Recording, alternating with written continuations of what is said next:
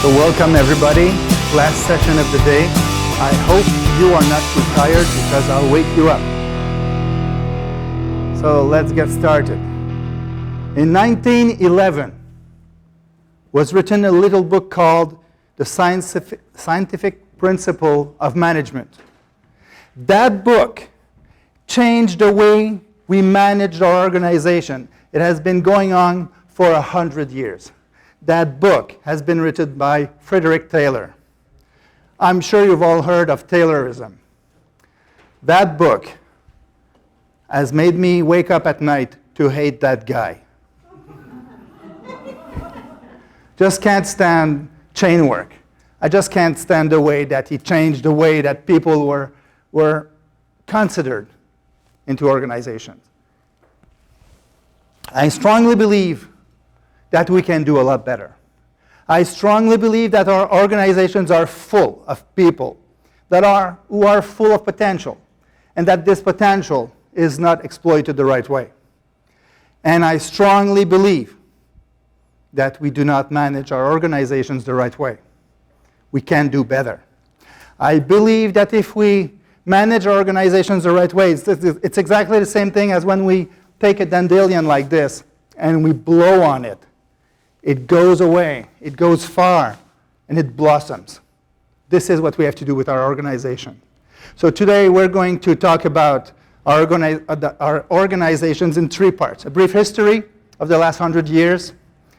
Then what is the status of the workforce today and the work environment. And finally, a few solutions that I humbly propose. So the story goes like this. Those who attended the lecture yesterday will recognize some of the slides. So it's in three parts. Yesterday, today, and tomorrow, basically. Well, I cheat a little bit. Before yesterday were the old days, starting in 1911 or so. In the old days, the industrial area, where people were not educated. No wonder that Mr. Taylor thought that he should split management and the workforce. People were not educated. We know that. So it was literally a split. So the organizations were pretty simple in those days. There was me at the very bottom. Above me was my boss. Above him was his boss. And above us all was the boss. And basically, orders came from the top towards the bottom. You just do the work and you shut up. That's it. That was the organizations of the old days. But then something happened. In 1965 or so, up to 1995, we entered the service era. 1965 is about the first year where the baby boomers started to appear on the workforce, on the work market. 20 years old after the war, and they invaded the market. They invaded the environment. Great. But those people did not do well with this autocratic way of doing things. So we started to have big companies.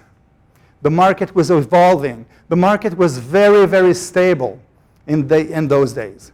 So yes, there were still orders coming from the top, but then some people wanted to contribute to those orders, contribute to the way the company were managed. And we started to talk about, oh, this is my French English slide.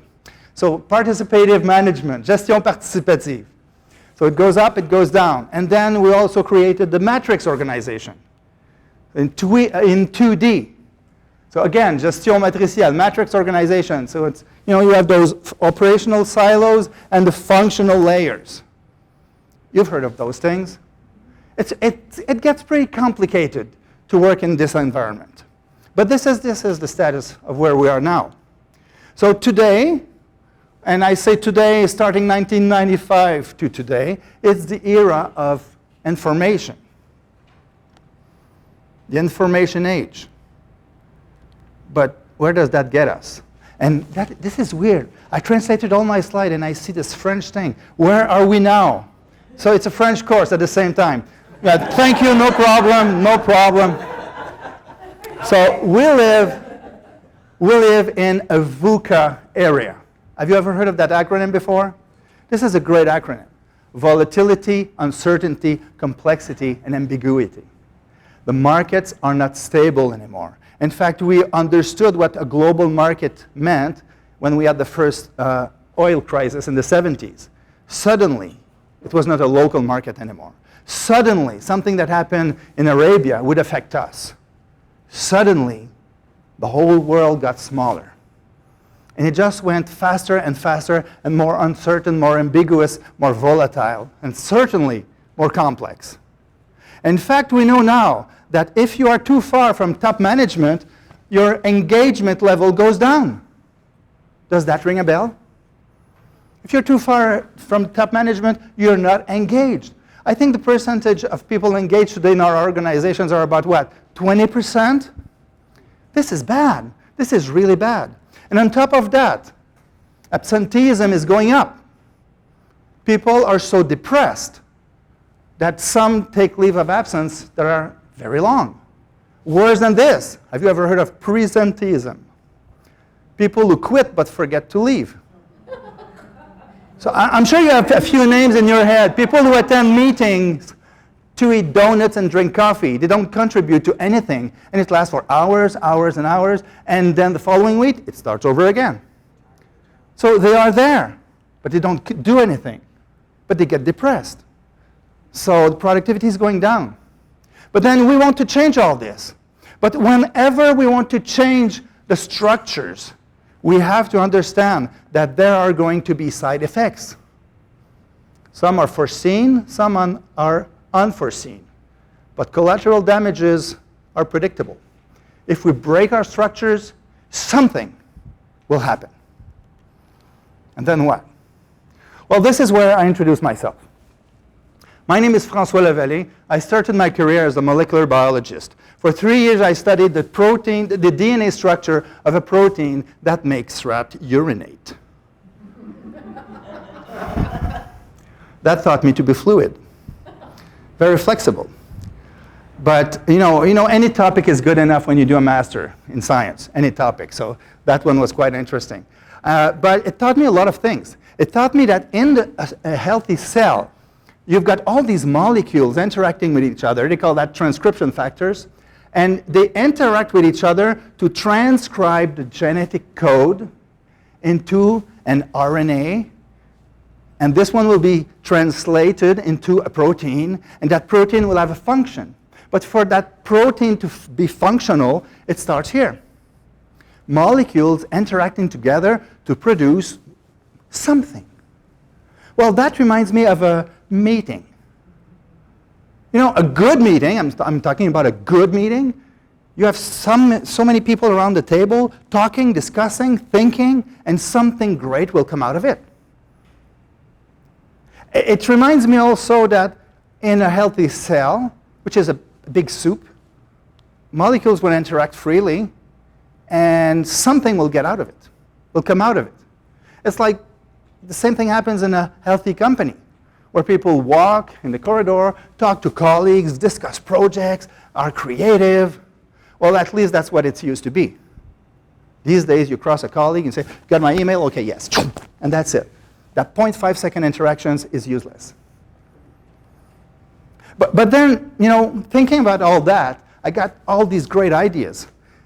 But then I started working in a corporation. And I felt like the proverbial square peg in a round hole. I did not fit. I was an organizational misfit. I always argued with my boss. In fact, when I think back, I argued with my teachers when I was in high school. All the time. Oh, why is this? Because it is. Really. And I kept asking questions. And eventually, they just told me, shut up. But that why thing was a burning question all the time. So let's go back to the cell. I told you that a healthy cell interacts freely. I mean, all the molecules, all the metabolites interact freely. Well, this is how we used to represent a cell. You know, very flat and boring. These days, we have something else. And I take this concept of something else, and I applied it to organizations. So these days, I call myself an organizational biologist. I study life in organization, and I try to activate the molecules. This is what I do, activate molecules, employees. Make sure they talk to each other. And we know today that a cell is not flat and boring. Now we have models, and a cell looks more like this. It's a 3D thing. It interacts. It moves. It's mobile. It's flexible. And then you compare this to a typical hierarchical structure, the org chart. This is boring. This is flat. And if you add silos on top of that, well, it's like most organizations today. You make sure that you're in a box and don't talk to that box. Oh, no, don't do that. They might share something. And in some cases, if you notice carefully, some people don't even fit anywhere. No lines ever. They don't fit. The organizations are becoming so complex anyway. And we know that somehow it does not work. We have to think of something else. And some people have become very creative with their org chart. They went 3D. They even added, some additional lines. And mind you, dotted lines. This is a great concept, dotted lines. Oh, this is my dotted line bus. Is that enough? No, it's not enough. We have to think of something else. And this is where we have to start talking about tomorrow.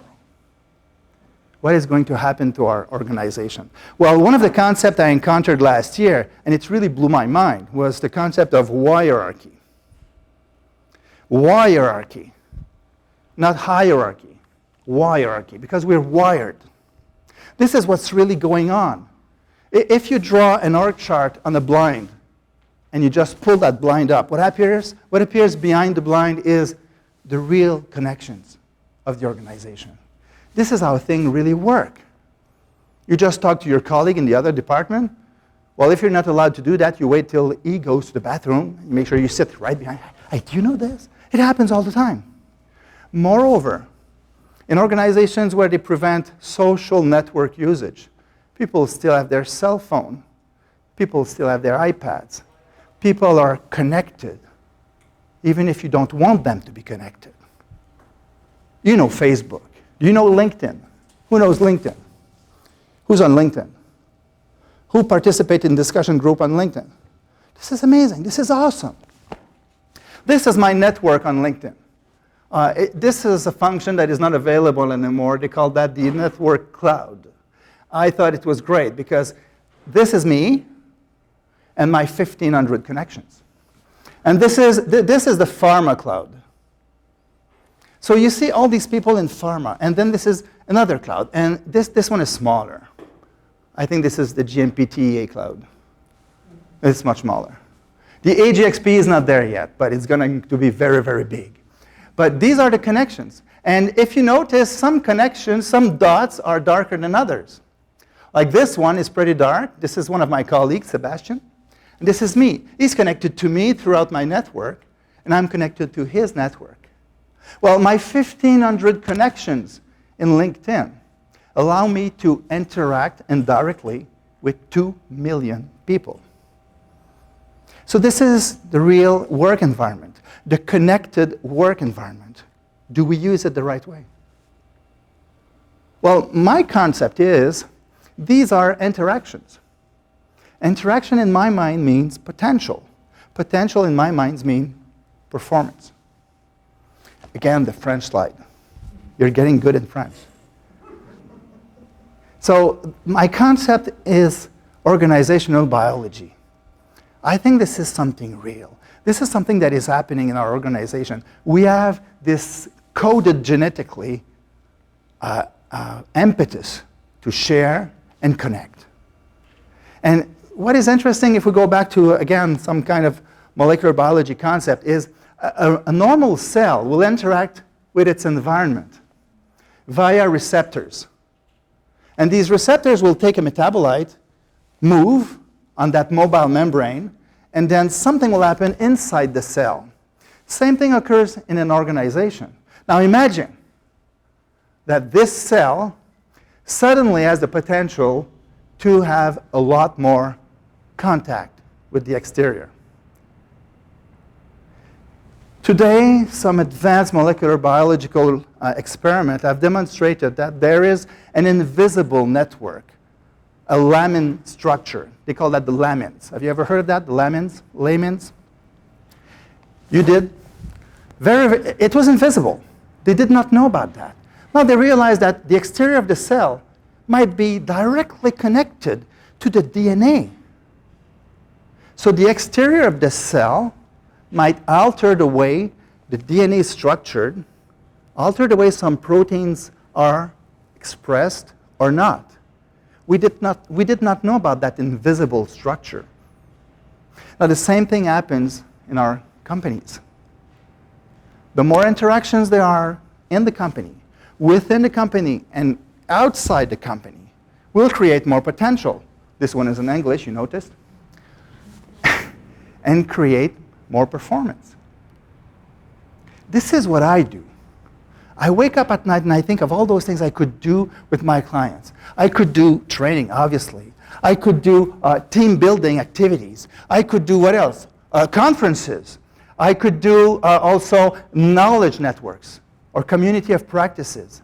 Basically what I do is create interactions for people to share. And by doing this, I increase the fear factor. Because in our organization, we're afraid to share. Well, suppose they say something they shouldn't say. Yeah, maybe, it's a risk. But at the same time, sharing is very important in our organizations. Sharing an idea is like sharing a flame. You don't get less flame, you get more light. So by sharing information freely, randomly, I'm convinced that we will get more light, more ideas, more information. This morning, the FDA guy, Veda, did you see that great pyramid, although it was pixelized? Data, information, knowledge, and wisdom.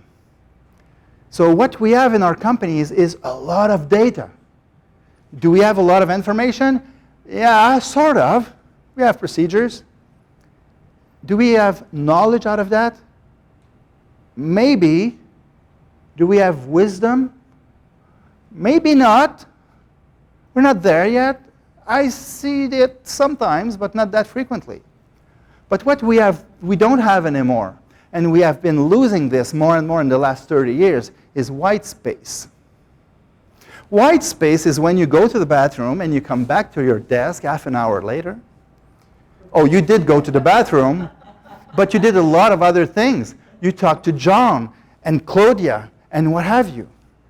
And you shared information, and you discussed that great project. And you did, yeah, you might have bitched a little bit, but not too much. And you go back to your office, you go back to your desk, you're all fired up, and you start working energized.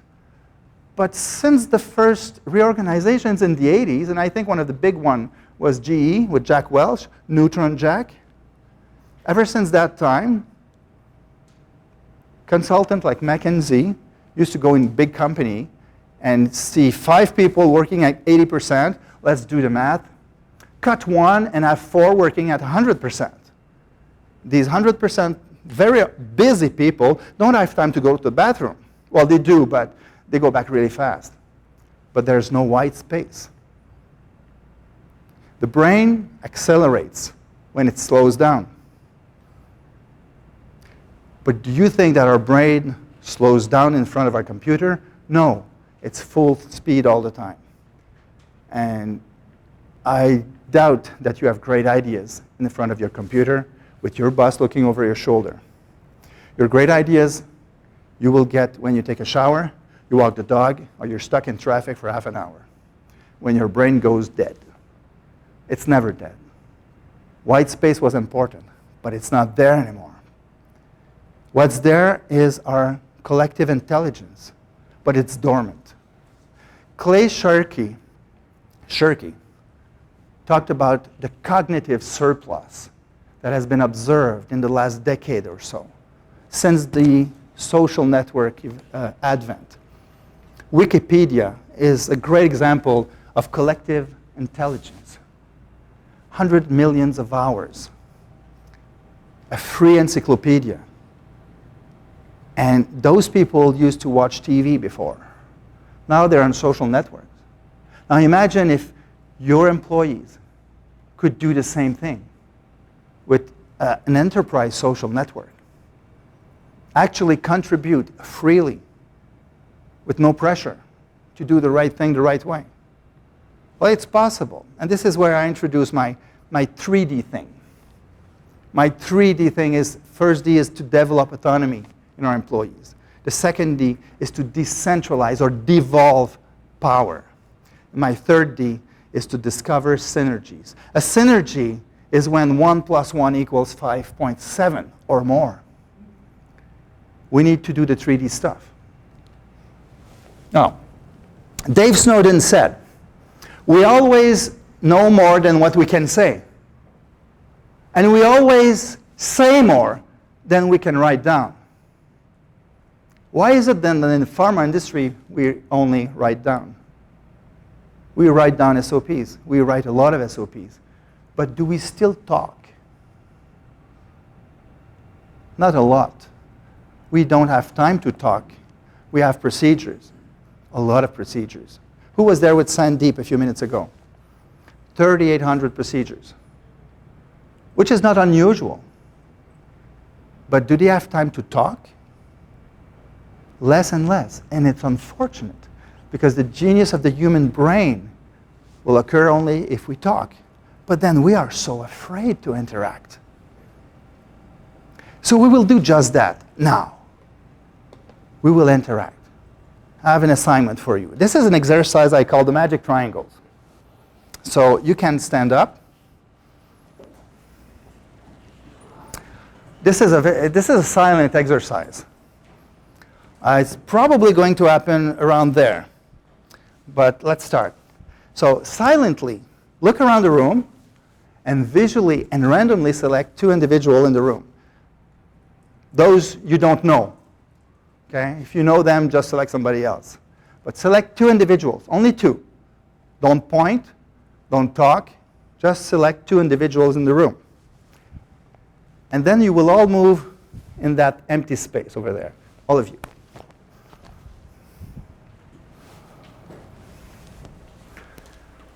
This is going to be scary.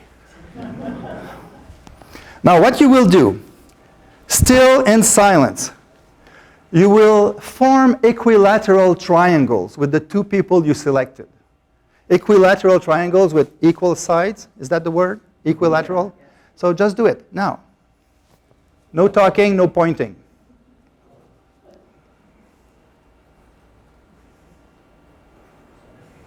So I think it's pretty stable now. So it took about 30 seconds. Now what you will do, you will go to these 2 people and you will share with them why you selected this workshop this afternoon. Obviously you selected 2, but those 2 selected 2 others. So we'll do a lot of talking in the next 5 minutes. Go and share. Why did you choose this session?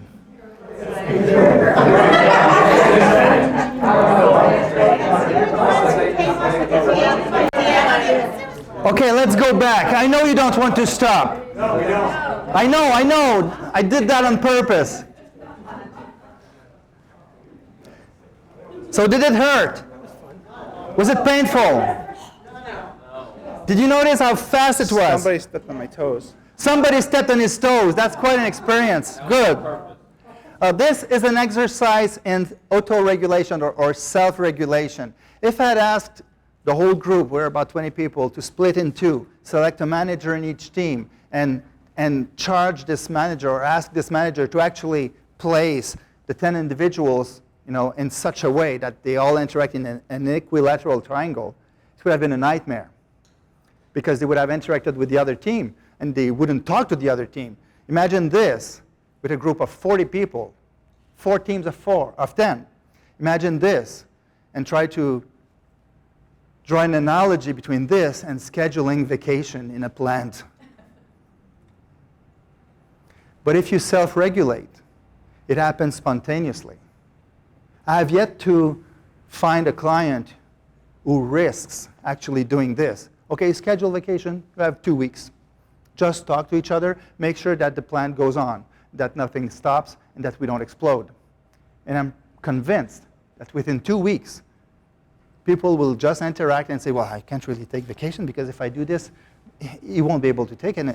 And then people will start talking, interacting, planning ahead, planning with their head, not with an Excel spreadsheet, and satisfaction level for the vacation period on that year, I'm pretty convinced, would be much higher than usually.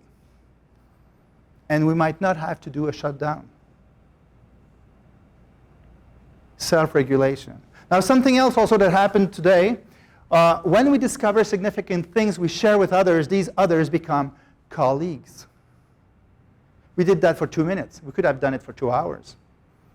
And you would have shared so much together. I asked you one question, why did you choose this workshop? I could have asked you 2 questions. And then you would not have cared anymore about the 2 people you selected. You would have wanted to share with other people. So how many contacts were possible with the number of triangles we had today? That is, your triangle and the triangle of your 2 choices. Because that's a lot of contact. So the answer is lots. Now, how many potential contacts in this room? Not only your 2, potential contacts. Well, there's a formula for that. It's n-1 factorial. Now, does anybody have a calculation? We're about 20 people. What is 20 factorial? Anybody can tell me? Is that factorial? We see? Yes. So what would that be? A big number. Yeah. I know that 10 factorial, I think, is 45. 20 factorial is a lot of contact, potential contact. And each time, you have this potential to create something new, to share a flame and get more light. And it would not take a lot of time. And that reminds me of another great analogy, the human brain. We have 100 billion cells. Well, in fact, it's 96.34 billion, but let's say 100.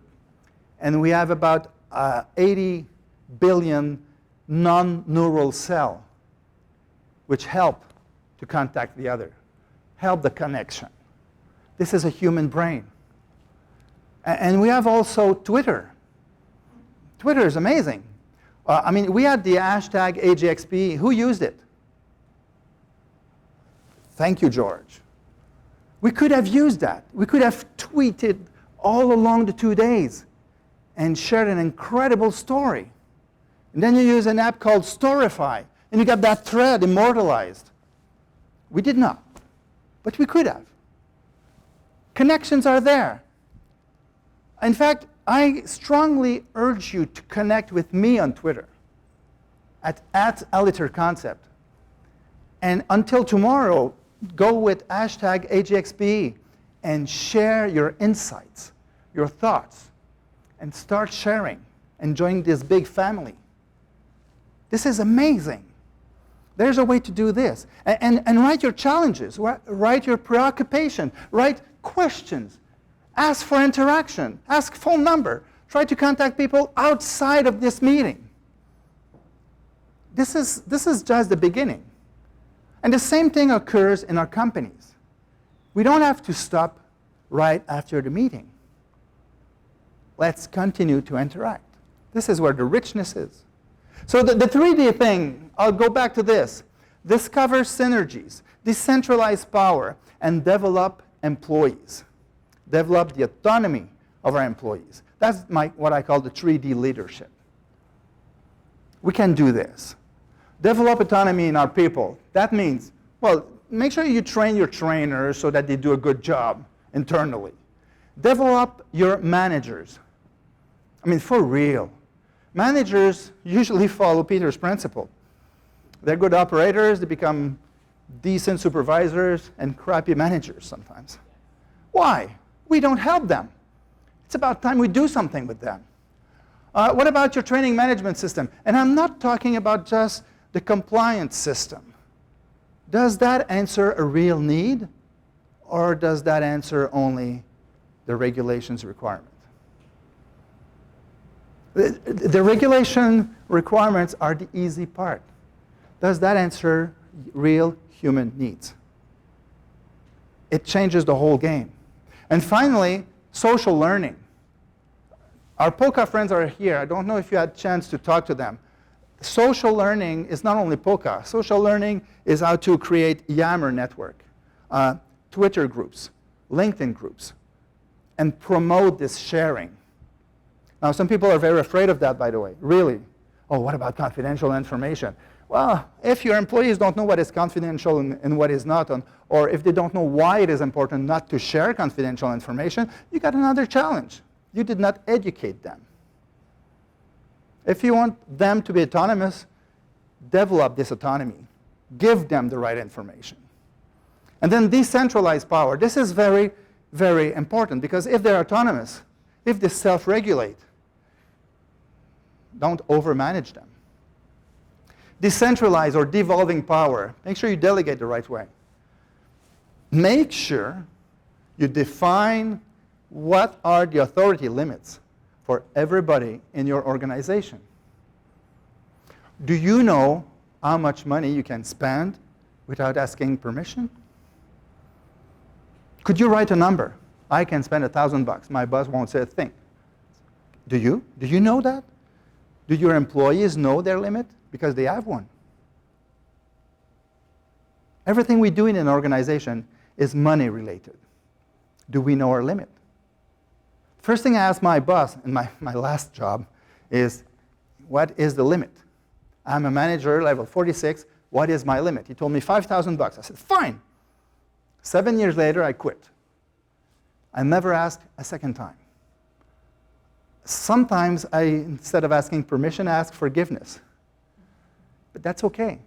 And sometimes I would ask my supplier, 2 invoices, please. But I did the right thing. My overall budget was never totally spent. But I knew my limits. Anyway, the only way to know your limit is to go a little bit beyond them. You will be told to go back. That's the only way to know your real limits. And they won't fire you. They won't. You might have a discussion, but they won't fire you. If you do the right thing, they won't fire you. If you buy a book, I hope you all bought the book. Where is she? I think I saw her. Yeah, the SME book. I hope you all bought the book. It's less than $10. Buy it and ask for a refund. Just as a matter of principle. This is a business book, boss. You owe me $10. And no, I don't have a receipt, but I did spend it. Look, the book is here. Try it. This is important. This is very, very important. This is how you devolve power. You do have power. Everybody has power. Then optimized meeting. How are your meetings optimized? Are they optimized? Or they're crappy, unprepared, disorganized? Doesn't work that way. Interactive communication. You know, sometimes you have these big business meetings. The boss will tell you all the numbers once a year. And please don't ask any questions. No, there's a way out of that. I mean, interaction between the boss and the audience. Use televoting devices. We had a great demonstration yesterday. Use televoting devices. Instead of presenting the numbers, interact with your audience.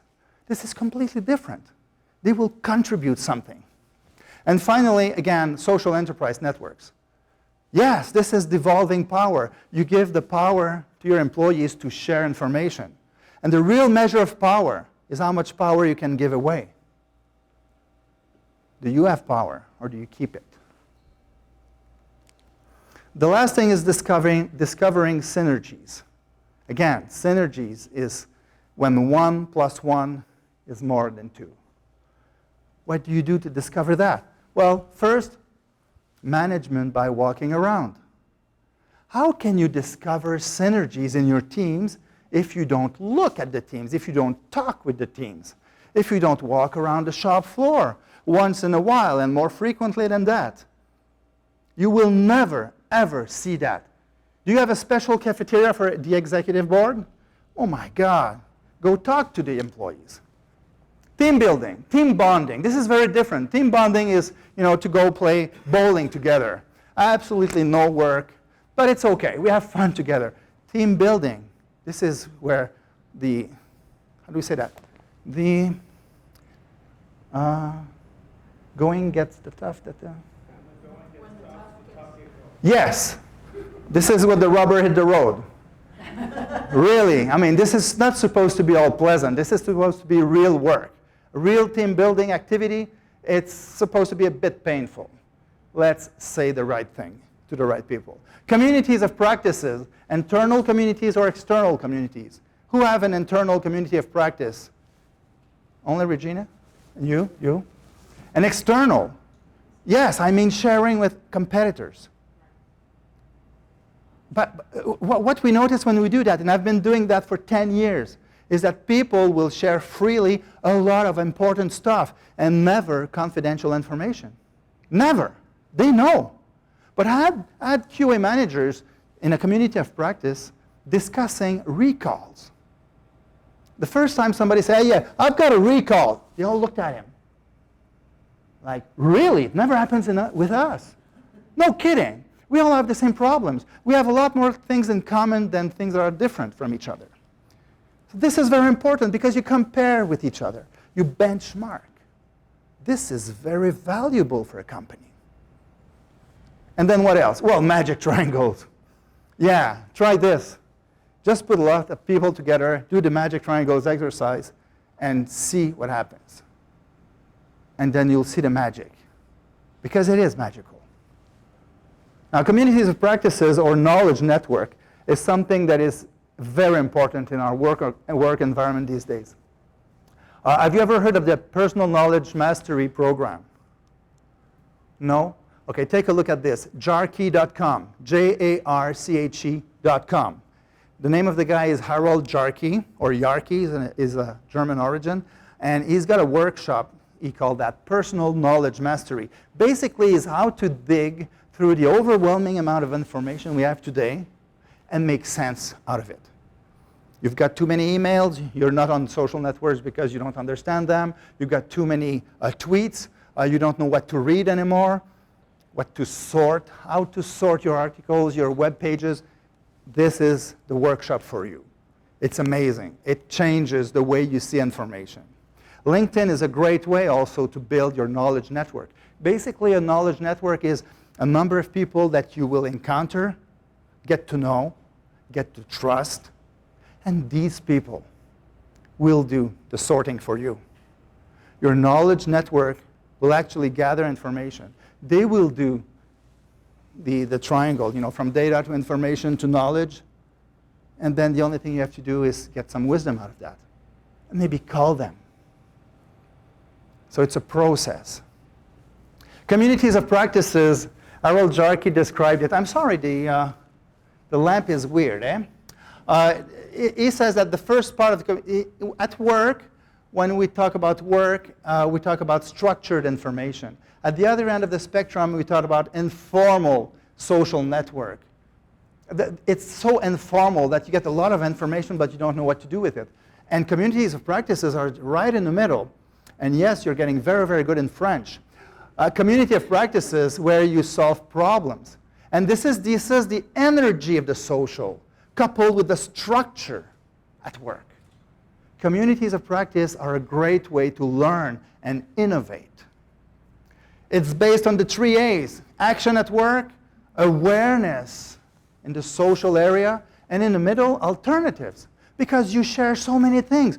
Oh, you've done that? This is great. Oh, you've done that? This is bad. Yeah, don't do this. Yeah. So you learn so much. Because it's informal, you get this energy you want to share. And then you go back to work and say, boss, we won't do this. It is going to fail. Because I know somebody, I won't say who, but they've done it, and they failed. So instead, give me this $2 million, and I'll do something else with it. Amazing. Now, communities of practices obviously is about connecting. And you had this exercise about connecting the dot. Did you all do it? You all did it? Okay. Oh. Yeah, thank you, Carl. Who succeeded the 3 steps? Who succeeded the 3 steps? Good, good. So I'll give you the answers. So the first part was five lines without raising the pen. That was the easy part, right? Anybody from Abbott Labs? No? Okay. So that's the easy part. 4 dots, 4 straight line, this was more difficult. Who did it? 4 lines. A little bit, okay, a little more. So 4 lines is like this. Ah, yeah. You had to cheat a little bit. But it works. Now, next step was more difficult. 3 lines. Only 2 people out of 20 did it. Look at that. Wow. So we needed bigger dots or a bigger pen. But it was possible. What's the message? The message is this. This is the box. The box could be your job on an org chart. And the rest is your role. And to make sure you fulfill your role, you have to get out of the box. This is a great message. I love it. There's another message. Did you share your tricks? Only 2 people did it. Did you go to YouTube? Because some people did it on YouTube. I mean, I didn't ask you to cheat. I asked you to complete a task. Solutions were out there, either your colleagues or on YouTube. The solutions were out there. This is what I talk about. This is the hierarchy. This is the unexploited potential. And I mean unexploited. We just started to do this. So we'll do something else. This is another networking exercise. I will hand out triplicate forms. It's called 3-2-1 because it's written 3-2-1 on it. You have to write down 3 things, 3 insights that you got out of this great conference so far. 3 insights. So it's in triplicate, so you have to write, how do we say that? Strongly, deeply. Press hard, that's it, that's it. Carbon copy, yes, old tool. Here it is. Once you're done, you can stand up. It's my visual cue, and it's also peer pressure. This is always the hardest part in training. Thinking back, debriefing. Don Thomas said that he would debrief for a month after a NASA mission. So I want you to debrief for 3 minutes.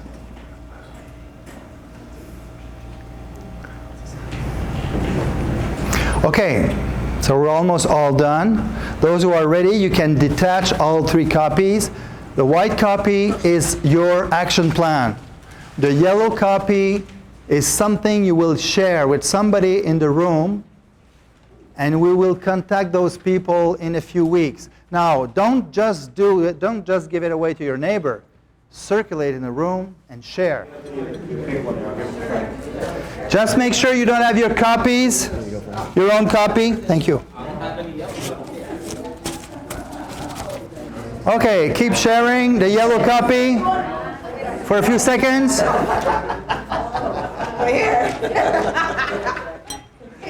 And stop. Make sure you don't have your copy. Go back to your place. And what I'll do with this is I'll collect the pink copies, and in 3 weeks I will send you an email. And the email will say, contact your yellow colleague. Ask him or her, did you do it? Why not? Can I help you do it? Just talk and interact and see the magic. So let's go back to the future.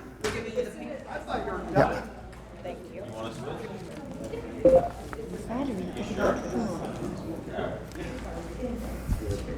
So let's take a look at the future. And I got a good friend of mine who will tell you what about the future. I see this almost like a bimodal system. I see, those that have been more traditional, more hierarchical, less transparent. I still see that is a very strong presence in the industry. I'm starting to see, I think, more younger organizations, more of the biotech companies that have more transparency. And then often that gets to a point, and then they sort of have the shift. They have a marketed product, or they have another marketed product. Management changes, and it's no longer this sort of free-flowing, funky organization that really promotes different ways of thinking of things. And then they get a little bit more constrained in what they do. I think, that might be one of the things that is changing because of the demographics of a lot of kids that are, coming in, going to school. They have had that freedom. They don't wait. Patience is not a virtue, or it's still a virtue, but it's not let out with a lot of people. And a lot of people can get that information right now. And I think the workforce of the future is going to be demanding that. As you said, you can see anything on YouTube. And I think people are going to be wanting their organizations to be that way as well. Connections. The brain is connected. The brain is the supreme example of what we have to do. The brain, if it's not connected, if all the cells are not connected, it doesn't work. In fact, when you have brain damage, the other cells will try to connect. And in some cases, you see miracles.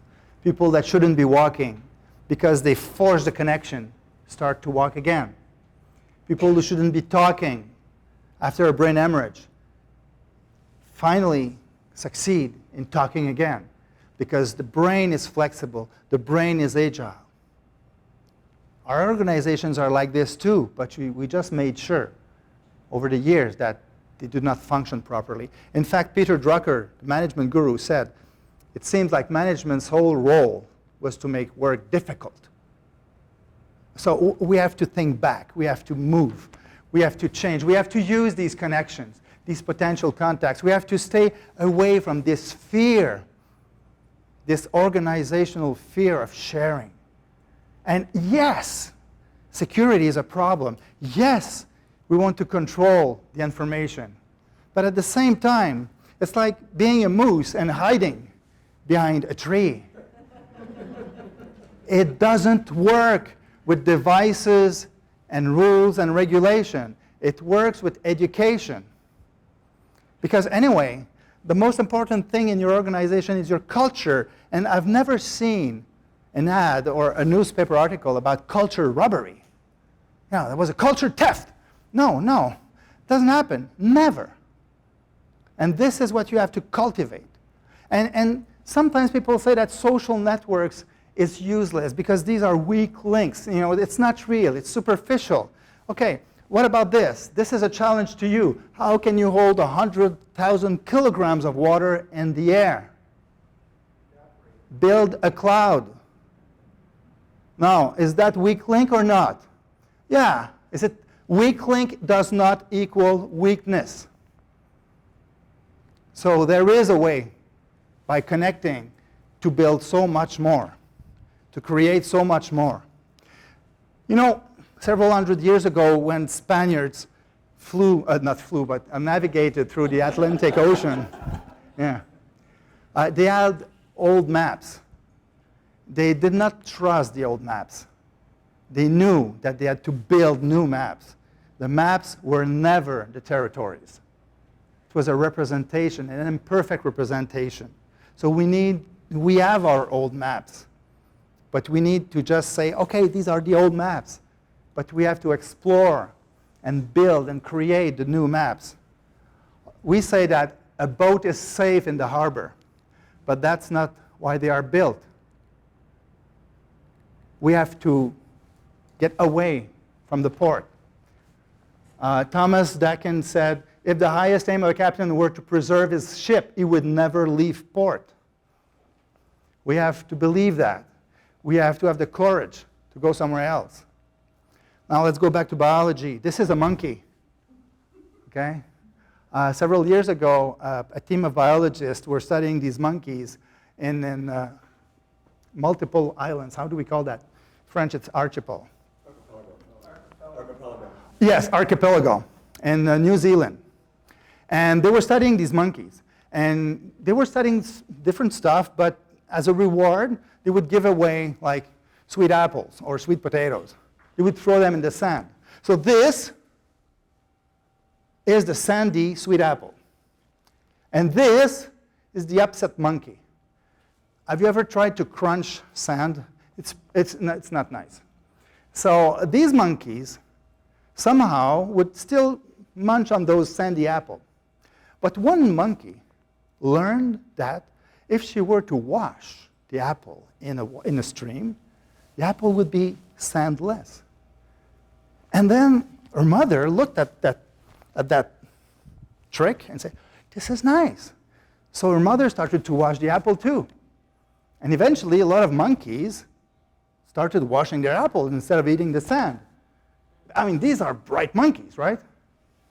The researchers found out that one morning, all the monkeys on the island suddenly were washing the apples. So it grew slowly, and then suddenly there was that tipping point. Boom! What happened overnight? Did they all dream the same thing? We don't know. But more stranger than this, they noticed that the monkeys on the other islands all started to wash their apples together. Rupert Sheldrake called that morphic fields. It's like a gravitational field. You don't see it, but you feel the effect. So they're not sure how to explain that. But it's like you think of your friend and suddenly this friend calls. What's this? This is weird. But we know it happens. And they've noticed that. So something is happening. I keep reading of all these big companies trying something else, and it works. The Googles of this world, the Apple of this world, the Amazon, the Zappo of this world, they do something else. They're big and successful, and it works. So if we go back to the story, the Organizational 1.0, the 1D organization, focused on the what? 100 years ago. Notice, no brain. They would hire people for their arms, not their heads. It evolved into Organization 2.0, 2D organization. Now they focused on the how. And this workforce wanted to contribute.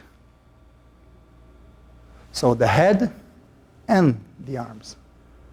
And then the coming generation, the Y generation, the 3D organization. Develop autonomy, devolve power, discover synergies. The head, the arms, and the engagement, the heart. This is where we're at. In 1911, Frederick Taylor wrote a book that transformed management practices. We can't call that GMP, good management practices. Well, maybe we can, because most people did not read the whole book. Henry Ford read about uniformity and cost-driven. Yeah. But Frederick Taylor wrote something else. He wrote about sharing responsibilities, development of the people. He wrote about cooperation and uniformity. I was so surprised that I stopped hating the guy. There's a lot of good in that book. It's an old book. Buy it. It's $1 on Amazon in Kindle format. Buy it. Read it. It's 80-page long. Some parts are weird. A lot of parts are pretty good, still today. So we live in that VUCA era. Volatility, uncertainty, ambiguity, and complexity. We try to control everything we do as though it's complicated. It's not complicated. Complicated goes well with good practices. Complexity does not work with formal structure. You cannot predict complexity. You can just go back and take a look and, oh, this is what happened. But you can plan for complexity by being agile, by being flexible, by being open, by using the collective intelligence of the company. This is the only way to go through this VUCA era. So we are connected. John Husband invented that word 15 years ago. John Husband calls himself a social architect. I think this concept is pure genius. This is the, let's say, more organized version of hierarchy. This is his version. I love that one too. It's so chaotic, but it works. It does work. So, I'd like to finish with a Sufi proverb. This one is really weird. I just found that about a few weeks ago. You think, because you think you understand two, because you understand one, and because one and one make two. But you also need to understand and. This is the heart of the connectivity. And this is what I think is basically what I call organizational biology. The life of the organization goes through connection. So the question I ask you, will you be the 100th monkey that changes the world, that tips the point, or the first one to start the process? Thank you.